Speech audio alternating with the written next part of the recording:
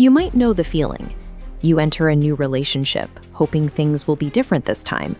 But months or years later, you find yourself having the same arguments, feeling the same anxieties, or pulling away for the exact same reasons. These repeating loops often feel like bad luck or a flaw in your personality, but psychological research suggests they are predictable responses. We learn what love feels like as infants, and those early environments program our relational reflexes for adulthood. To break out of that loop, grab a pen and paper. We are going to build a personalized, secure bond action plan together as we go through this video. Over the next 6 minutes, we will diagnose your psychological baseline and walk through 3 specific, evidence-based interventions designed to begin shifting those ingrained responses toward a healthier connection. By identifying your starting point, you can stop passively experiencing your relationships and start actively designing them. Step 1 is diagnosing your baseline. To do this, we look to the parameters of a University of Warwick study that tracked how early caregiving shapes adult romantic love. This chart outlines the study's dual assessment method. On the left, participants rated their early primary caregiver, specifically whether they were warm and responsive or cold and inconsistent. On the right, researchers measured those same participants on their current adult romantic attachment patterns. The data revealed a clear correlation. Participants who reported a warm, responsive childhood caregiver were more likely to score as securely attached adults. They find it easier to trust and are comfortable with intimacy. Conversely, those who grew up with a cold or ambivalent caregiver correlated with insecure adult attachment. This often manifests as a worry that others don't value them or an urge to withdraw. Look at your paper. For step 1, write down your own baseline. Reflect on your primary caregiver. Were they generally warm and available, or was their support inconsistent and distant? This assessment matters because it identifies that current romantic struggles are frequently echoes of an early environment, rather than inherent personal flaws. Acknowledging an insecure baseline can feel discouraging. It is easy to view your history as a permanent sentence for difficult relationships, or as an excuse to simply blame the past. To move past that, we look to a psychological concept known as coherence. This mental reframe allows adults to develop what researchers call earned security later in life.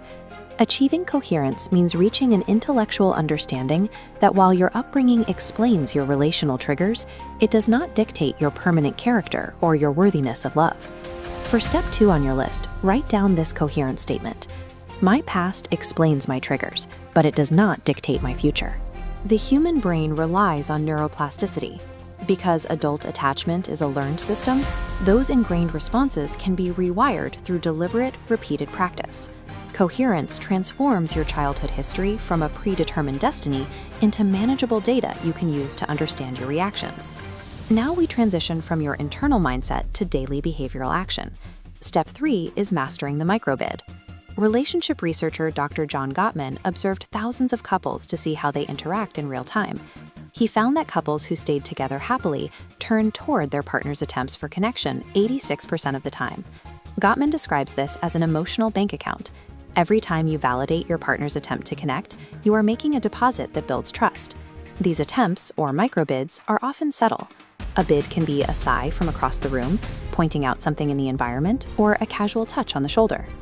Turning toward a bid means engaging with it. You make eye contact, ask a question, or acknowledge the touch.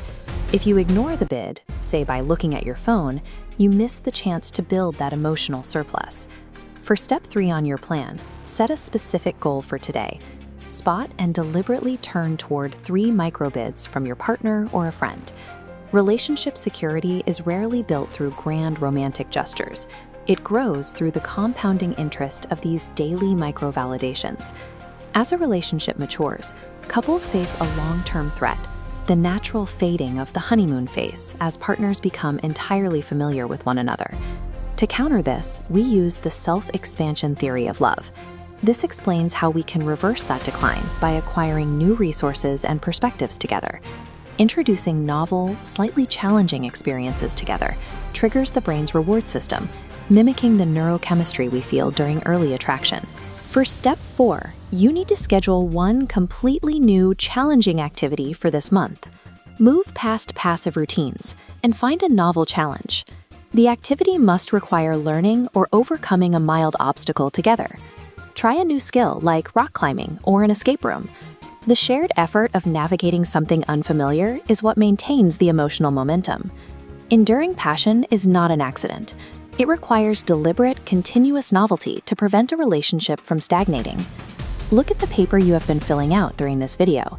You now have a complete action plan, a diagnostic baseline, a coherence statement, a daily microbit goal, and a scheduled self-expansion activity. You now have a specific set of tools to move your relationship from passive habits towards active, intentional choices. I want to see what you planned for step 4. Go to the comments and tell me the specific self-expansion date you scheduled. If you found this breakdown helpful, subscribe for more evidence-based psychological guides.